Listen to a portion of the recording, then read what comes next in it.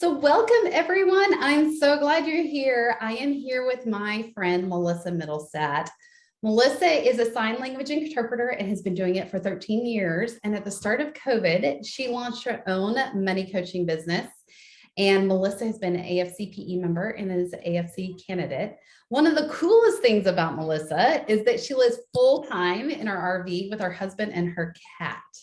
And I love having Melissa here. You never know where in the world Melissa is going to be today, which is really fun. And if you want to catch Melissa, it's just melissamitt.com, MITT. So thank you, Melissa, for being here. Yeah, thanks for having me. I love that that's one of the coolest things about me is that I'm traveling. Yesterday, I was chatting with my mom and she's like, well, where are you? I was like, Illinois, I think. So she just, you don't know where you are. She was laughing at me. She was like, oh, okay, Melissa, you have no idea. No, I think we covered like 7 states in the last 3 days. So, oh my, I don't know how you do it. It's amazing. Well, Melissa, we have some fun things to talk about today. Jump in and tell us a little bit about what we're talking. So as you know, the whole concept of budgeting, spending plan, however you want to call it. Some people, the B word is a little cringy. For other people, spending plan is their preferred approach. But today we're really just kind of talking about, well, what are our options? I think when you and I have chatted, it feels like we've tried all the options under the sun, right? Like I was a spreadsheet queen for 10 years probably, and doing that really specific line item tracking. And at one point I was doing kind of a calendar. This was before I kind of started my own business, but when you get paid every 2 weeks, then you kind of follow that calendar of what you've got in your paycheck, and really just kind of looking at, well, what is kind of the right fit for you? And if something isn't working, what can we do? Like, how do we change it up, or do we just kind of give it up, altogether? And what does that look like? So we just get a chance to dive into that spending plan piece of the puzzle today. Well, I do love that we have tried everything under the sun, which means that the audience that's here today is, I'm really excited to show this to you because I've done tried and true and messed up so many times that you don't have to, right? Like between Melissa and I, we can tell you what does and doesn't work. And here's the other part, Melissa, you and I are on the financial nerd spectrum. I'll just kind of throw you in that camp with you. Most people aren't, right? This is not their love and dream. And so the hardest part for me in working with clients has been sticking with it. Like it's one thing to get started. It's kind of like those New Year's goals that you throw every year. It's like, I'm really going to do this. And then all of a sudden you're like out of steam, right? And so I'm really excited to show you some things that I've had today. One of the things I was talking to Melissa about earlier is there's 2 in a marriage, right? So my spouse and I, my spouse is very different from me. He's a psychologist, hates talking about money, which, by the way, I will have you all know that on our second date, I brought up money. Of course I did on our second date. Why not, right? Who else talks about money on our second date? Were you on How to Lose a Guy in 10 Days? That was it. Was that like, we're going to go through like the actual test here. We're going to. At this point, I was like, we don't have time to waste. What does your finances look like? And they were a mess, by the way. I will have you know, they were a total mess. So I was like, oh, red flag. This is not the guy for me. I ended up marrying him. But it's interesting now how we look back, and there's still those communication, like I kind of call it the budgeting queen. I don't want to be the budgeting queen. I don't want to be the one that always gets asked for permission. Hey, honey, can we spend this? I'm like, oh, yeah. I grant you permission, or I take that away. Ugh, no one wants that, right? Like we just want to be on the same page, but it's so hard. And so, Melissa, I have been trying everything under the sun. I'm really excited to announce I went to FinCon last year and I found something called Cube Money, and I've been trying it out myself for the last 6 months and finally have gone, this is life-changing. And the thing I love the most about it is it's literally financial behavior change in action. So it's not, for those of you that hate spreadsheets, this is not a spreadsheet, first off. So you're in a good place. Second of all, it's not the rear view mirror. A lot of times when we do tracking, we always look back and say, oh, what did we spend this month? And we look back in the review mirror and say, oh, I should do better. But at the end of the day, that doesn't really change. And what I love about this is it has become the bank and the budget in one. While I'm pulling it up, Melissa, would you explain? So this is digitized cash envelope method. And for anybody out there that doesn't know what cash envelopes are, would you explain to them what that means?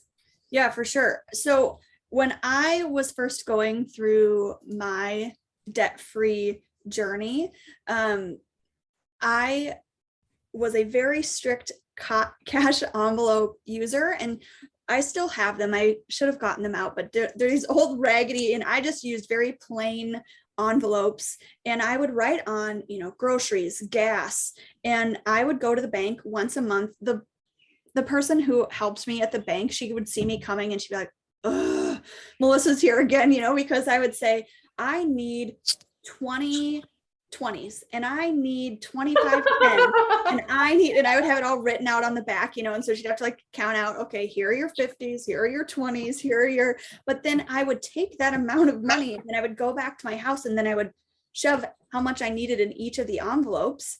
And every time I went to the grocery store, I'd bring my groceries envelope. Every time I went to the bar to grab a drink with friends or to the movies, I would take my entertainment envelope, and literally the cash that was in there, I would use it. And then when it was gone, then that was gone for the month. And sometimes, you would kind of flip flop between like, oh, I need to borrow a little from groceries for out to eat, or, something along those lines. But for me, it was very successful because I had an eye on exactly how much money I had in each of those envelopes, and really kind of that worked. Obviously it worked pre-COVID and it worked kind of pre everything being, on your phone or Apple Pay or whatnot. So then when you were talking to me about this app, I was like, oh, this is a way to do that similar concept, but not have to carry around those envelopes. And then everybody's like, what are you doing? Like, yeah. So anyway, I can't wait to have you give me a guided tour through it, since we've just kind of barely touched on what that means. Well, awesome. Thank you. I've never had anyone explain cash envelopes so well, by the way. That is awesome.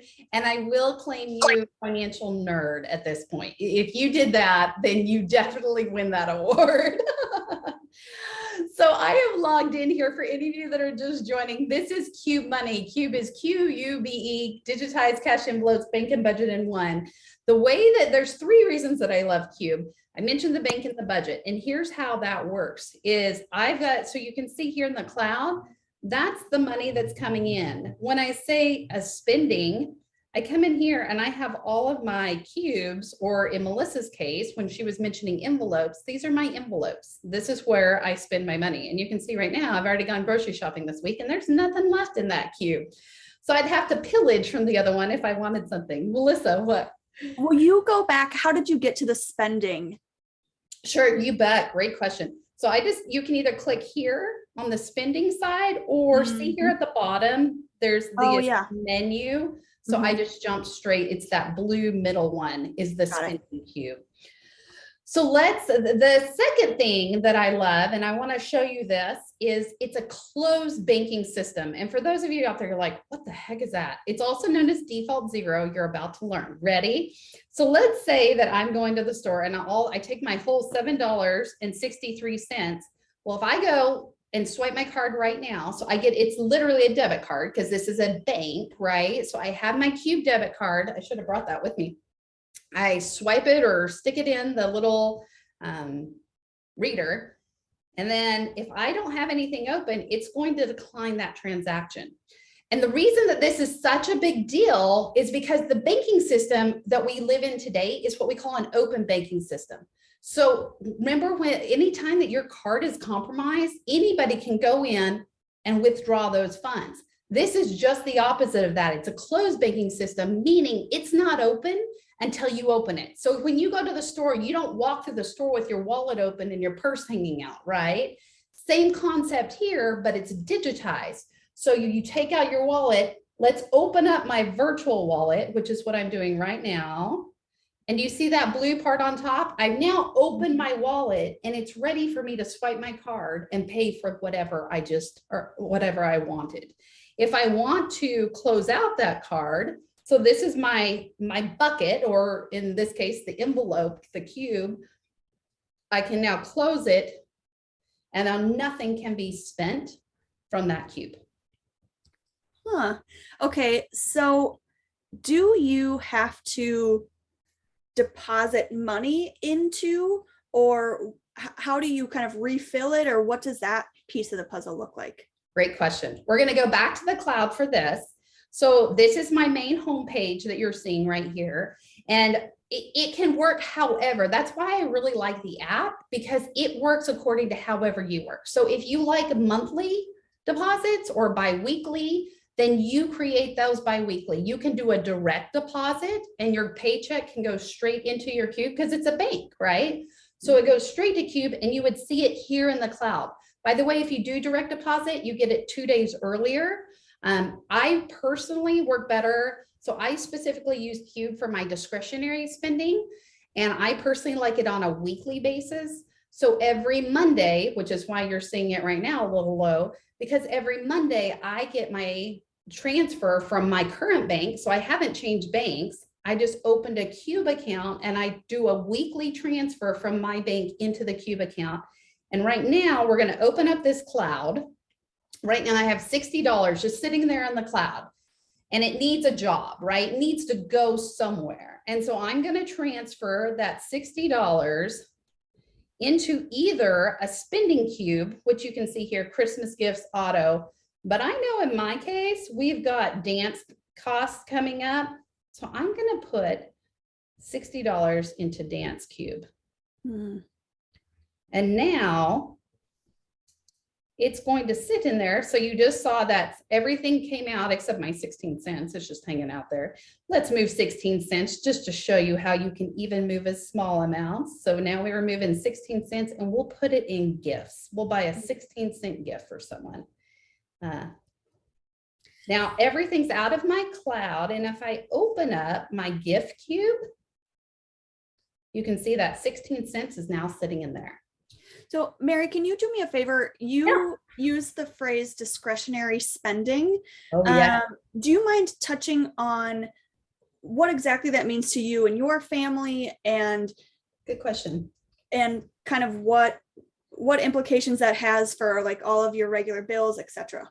Yes, good question. So yes, discretionary spending, the way I'm pointing that, I'm going to close that just in case anyone tries to use my cube and spend my 16 cents. The way I use it and what I really like Cube for, and you can kind of see this here, this is what in my world, I want more to get my arms around more, right? Is we each have, there's Mary and Josh. Josh is my husband. That's our own spending money. We can spend whatever, whenever, no questions asked. Personal care, home repair, maintenance, groceries, Christmas. So somebody asked me the other day, they're like, well, don't you have clothing? And I'm like, yeah, mine fits in my personal care. So the nice part about this is there's not a right or a wrong, right? You get to set up your cubes. You can have 1 cube, you can have 20 cubes, you can have 50. I mean, it really is whatever you want and to set it up. Let me move on because I think you asked a really good question. And that is the bill side. So I just started using this feature about a month ago. And I will tell you, one of the things about Cube is I feel like it's something that I kind of dipped my toe in the water and checked it out a little bit. But the more I've been using it, the more advantages I see of it. So it's not something I don't feel like you have to jump today and move everything, but you can start with small amounts. And as you get more accustomed to it, I have found that I absolutely love using it. And let me show you why on the bill side. So you've got your monthly bills or quarterly bills, which really throw a mess into those monthly budgets, right? Here's my top one. Right now, you can see my Xfinity, which is my internet, is going to be due in 2 days. It's due on April 24th. So when I set this up, I put in the bill date. It'll prompt you for all of these things. You put in the bill date. The cost is $79.99. So I have to fund, and you can see over time, I've added 15, 20, 35, and 10. Over time, I've added those small amounts up. So now when the bill comes due, it's going to be paid directly out of that cube, and there's enough money to pay that bill. So instead of feeling like one paycheck has to go pay internet and another has to go pay this, I save small amounts over time that in a month when it's due, there's plenty of money in there. Let me give you a really specific example, Melissa. Can I ask one more question while you're getting to that? So is there a way to set up an automatic, like if you have money in your cloud, can I say every week I want $20 to go to that Xfinity, or is it a manual process of putting into each? No, that's a really good question. Can I answer that in 2 seconds? Let me show. This is your show. You answer that whenever you want, or it's a great question. This is one that I'm going to, so the gym. Over COVID, we've not gone back in person, and I love this gym, but it's a very expensive in-person gym. So I switched to a virtual membership since we aren't using it currently. They keep trying every few months, they keep trying to charge me the in-person membership, like that's what they want me to do. We're not ready for that yet. So Lifetime, I just set up Lifetime, as you can see, in April, like it was the end of March. And I thought, well, we'll try this out. So glad I did, because I had the virtual one is $10.25. So there was $15.25 in there waiting for them to come take it. Well, according to the contract, they weren't supposed to change that membership till April 20th. Guess what? They changed it on April 1st and tried to charge my account 60 some odd dollars. And I was like, no. Here's the best part. Usually what happens, because we have an open banking system, the bank will pay that $60 and then they have to refund it. And then it's that whole waiting back and forth, but it becomes your problem, right? Now you're the one having to sort it. Yes, it becomes your problem. And if you don't catch it, all the better for them, right? So not only is it your problem, but if you don't look at exact details, then you may never know that, or you wouldn't know until months down the line or whatnot. And let me show you, in fact, you're looking right now. See this payment declined right here? I got a notification that said, hey, they tried to charge you $68.30. You better either open a cube or pre-authorize that payment because they're not paying it. Well, guess what? I didn't want them to get that. And so they tried 3 times to charge this account for that amount and nothing. And finally, after the 3rd time, I finally called them and said, hey, you guys, you can keep trying to charge, but it's not going to pay you. I contracted it for $10 a month, and that's what I expect you to take out of my account. And they finally did it, and it's all worked out. But guess what? It's not my problem, which it usually is the consumer's problem, right? It's now their problem, and they're having to fix it. And so the best part about any of these, if you decide, hey, I want to pause my Apple subscription, then I just go in there and go, click, pause payment. Goodbye, Netflix, right? And then I'll restart it when I want to do it. But you don't have to spend hours on the phone calling them and going through all the hassle of, oh, we'll give you this much for free and all that rigmarole. You're able to control it yourself. So it really puts that ability back in the consumer's hands and not in the banking hands. I love that. That piece of the puzzle sounds fantastic. Well, let me go back to your question. So your question was like, how do I fund this thing, right? How do you fund it? So yeah, would it automatically put a certain amount into a cube if I asked it to? Yes. And so if I had money, let's just pretend I have money in my funding cube, right? Or in my cloud cube. Up here at the top right now, there's nothing in there. But if I wanted to, so when I get my paycheck on Monday, my transfer, it's going to have that money in there. And then it says, how do you want to distribute it? So I could manually go in here and say, okay, I want $10 in there. And then I want $10 over there, right? You could go through individually. It's not going to let me do it right now because there's nothing in there. Mm-hmm. Or it'll give you the option, and I don't know if it's going to let me. There's another option. You'll see it when there's money in the cloud. It says fund my cubes 100%. So it funds them according to the budget. Let's say you transfer $2,000. Well, then my whole budget's going to be funded, and it'll just drop everything in there for me. And it's a one-click stop. So you don't have to manually do it. I'm a little bit, because mine are smaller amounts. It's not my whole paycheck. Yeah. I like going in and figuring out where I want each individual part. And then you just click fund and it transfers all the money over for you and puts it either in your bills or in your spending, wherever you want it allocated. Wow. I'm going to show you one more cool thing, and then I will we'll open it up to the floor for questions. What do you think? Sounds great. Awesome. Last thing, but not least, I've had a few people say, well, great, but I'm in a area with bad internet. And I am too. I live out in the country, and literally if you go up the street to the corner store, there's no internet. So it's like, well, can you use your cube? Because you can't turn it on.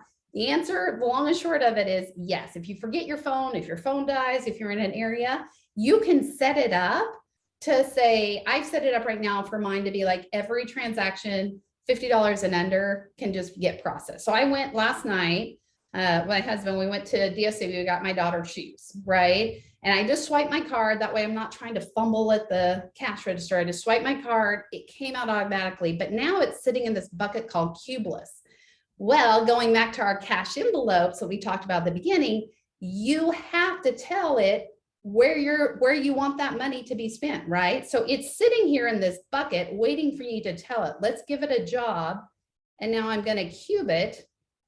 And as I cube it, these are the only ones available. So I'm going to put it in personal care. And now you can see everything is cubed. If I go into spending, my personal care has just dropped by that $11. And the money is now reallocated. I love that they call it cubeless. Like, oh, this sad little transaction. That's no place. It's cubeless. Give it a home. I love it. So I'm going to share my screen for a final, then we'll open up the floor for questions. So here's Cube Money. Again, it's an app. So if you have Apple or Android or whatever phone, go to your carrier. It's QUBE, Cube Money. This is their website. Here is the pricing of it. You can set it up. Right now they have a basic and then a premium account. So basic is free. You can get up to 10 accounts, try it out. The reason that I love the premium account is it's my husband and I, and we're sharing a joint. So he has his card, I have my card, and we're both able to use it. If you want to try this for free, just use my name, Mary, M-A-R-Y. You get 8 weeks for free. And we'll put that in the chat as well. So you can use that promo code. Mary, is that in so when you go to check out, it just says enter promo code? Mm-hmm. Yeah, and you have to do it on the app. You can see here, because it's not a website, there's nowhere to enter that code. But just Mary, M-A-R-Y, when you go to fill it out, it'll ask you, do you have a promo code? And that's for how much? It's free for 8 weeks on the premium account. They have something really exciting, Melissa, too. This family account is coming out this month.